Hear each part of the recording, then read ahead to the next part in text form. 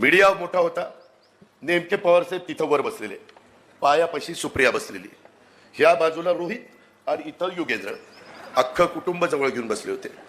बाबूराव तुम्ही इथं आहात, प्रकाशराव तुम्ही इथं आहात, कधी एकदा तरी एवढ्या सभा झाल्या असं जवळपास कोणी बसलो होतं का? साहेब तिथं जवळ पण बसायचो नाही, बाकीचे सहकारी जवळ बसायचे.